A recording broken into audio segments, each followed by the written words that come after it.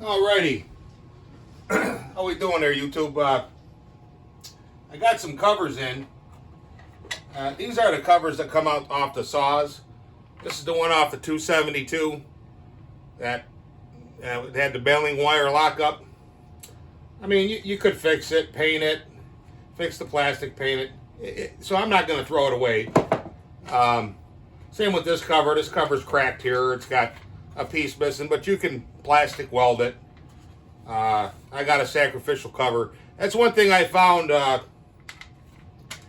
you're going to do plastic welding, with the soldering iron, or even a heat gun, if you get it warm enough, it's best to have a similar plastic, because you try to use something else. Sometimes it works, sometimes it doesn't. But if you use a sacrificial piece off the same plastic, same style plastic, then you're all right. It works every time.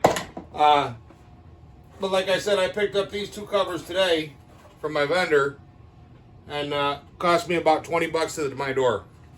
And these are brand new. I mean, there's a couple spots you can see where they came out of the process. A little bit rough plastic, but a little hobby knife, X-Acto knife, and you're good within 5 minutes. I mean, these will take a nice dye if you want the black cover. I kind of actually like the look of the black cover and the orange saw. Kind of taking like a John's Red idea, where they have the black cover and I think they're red. And by the way, I got to get into those too, because there's a couple John's Red saws that are pretty good. They got some good features to them. But I also wanted to talk here about the chili dog. And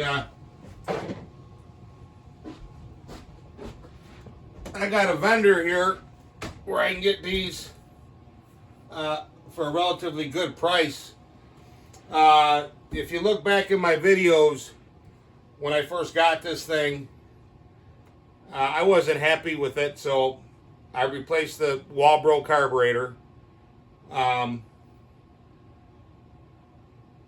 Did a lot of cutting with it, tweaked it, I built the pipe for it. I did some mods to the piston. I went in there with some of my files and cleaned up the cylinder the way I like to do it. Changed the jet in the Walbro, the main jet, and it's still running rich, but she'll dial in when she starts breaking in. And then I did some airflow mods to it. So something like this, you have the stock saw, piston mods, cylinder cleanup, Walbro carb, and of course you got the Rowdy Piper on there. I can build one of these now for probably $450, brand new. I mean, no bar and chain. You want the bar and chain? These bars, everything's gone through the roof for steel. I mean, it's a great bar. You get what you pay for, but it would jack the price up quite a bit with a chain and bar. It's another $100-something bucks, and you got to ship the bar and everything. But yeah, I can build these for about $450. Compared to stock, what's the gains? Considerable. I mean, you can just go look at my videos. I've got a progression of it when I got the saw. I mean, the customer's happy with it. I sent them the video, and this is just with the can on there. Now, the other video I put up today with the Rowdy Piper, I shot that a little while ago. I got about 1,500 videos of cutting, so I'm not going to run out anytime in the near future. But I sent him a video of this, and he was happy with it. Now, one other thing you can do, where in the heck is it here? This is a Meteor piston for a 371, 372. And what's the difference between this one and the one that comes from the factory? Well, I'd say you might be able to get a little more. And so if somebody wanted This saw with this piston, I think they're like, to my door, I'd have to look. I know the price is 40 something bucks. So just add on a little bit more. But these are good saws. This actually performed well.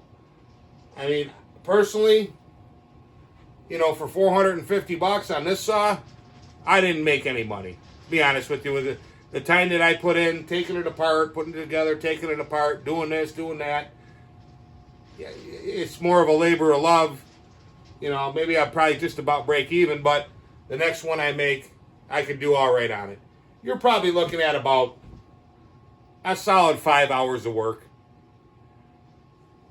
If you add it up between shooting the video and taking it apart, maybe a little more. But now that I have a decent recipe to get these to run, it's well worth it. You gotta put the time into them, run them. That's the most important thing. Run them and see how they run, see what they need.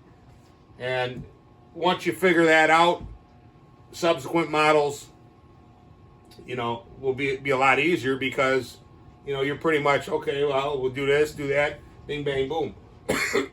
Now, I know they offer another one of these versions here. I think it's the Pro version. It already it's not orange. I think it's like some kind of hydro dipped or whatever. They try and make it all fancy with carbon fiber. It's not carbon fiber. They just, it's a process where they dip it in there in the water and, okay, whatever. I mean, it looks cool, but they're like black and they got the fake carbon. I call it fake carbon fiber. But those come with, I believe, come with a Walbro carb. They come with a better piston and cylinder. I don't know how the bottom end is. But, it's not that much more to build one of those than these. And from my perspective, I think you'll be getting more saw. I might charge a little bit, might charge me an extra $100 to get the saw. But, the carb's already installed. This is already installed. You have this, the other thing. And it might be better off. Of course, I don't know until I build it, I mean, myself personally, if I was a tree company or someone depending on my saw to make a living, I would probably not use these. I'd probably get either a rebuilt old saw from the 80s, either like an 044 or 272 or 372, something 70cc that's going to do what I want. And then you're good. Because if you're dependent on your saw, and not to say that these aren't dependable, it's just, these saws are for people, in my opinion, that maybe want to buy a new saw, but they don't want to spend, or they don't have the money to cough up the $1,200 plus tax. You walk out the door, you're walking out $1,200, $1,300, $1,400, and they just don't have it. But you can have a guy like me or anybody else. There's a lot of guys out there that do these, and they do a good job with them. Build one for you, and you walk out for, say, between $450 to $600. I mean, depending on what you want. Obviously, if you add a piston that's going to cost anybody $50 to their door, well, that adds on to the cost. I mean, you can't expect the guy building it to eat that. I mean, but it's available to do. But basically, from a few guys I've talked to, I talked to the major. He does a lot of milling, and he says that he gets some decent life out of them. So for somebody like Miles that wants to cut a bunch of wood, and I actually let him borrow one of my saws to get going. He wants to buy that one, but I told him I'm not selling that. But somebody that wants to get into it and has the wood, firewood for their own house, and just wants something that's going to rip, that's be fun to run. You're into this for $450. You make your money, save your money, and then keep this one, buy a brand new one. You use this saw to buy a brand new one. Myself personally, I mean, I would run these, in the yard or whatever. But if I'm doing any kind of work, because even though I have this saw exceeding what a stock saw would do, were I to put the same amount of work into the stock saw, it's going to walk on this one. So, but they're viable options.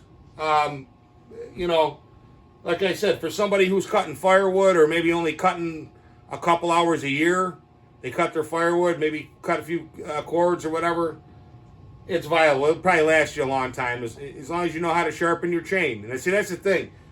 You start increasing, okay, it's geometric with heat. So if this chain isn't sharp, you're getting the drive hot, which is going into you got to keep a sharp chain with these, even on a stock saw, because the enemy of these saws is heat, and that's probably the threshold, is how hot you get this saw. Now, does that mean it's going to blow up? No, but there's a certain temperature that if you can bring it up and hold it, maybe it bounces a little warmer, a little cooler. You make your cut, it bounces up, to the 90%. But then you set it on the ground, it idles, she cools down 50 degrees, run it some more. But it never gets to that point where it gets warm enough where it starts losing power. Because you can lose. People don't realize. If you build these, I'm not going to say the wrong way, but I don't know how else to say it. If you build them a certain way and it's a warmer day, okay, you got 30% gain, but within 10, 15 minutes of hard running, you lost 10, 15%. And then you're taking it past its design characteristics, especially heat. That's the worst thing. So, alrighty.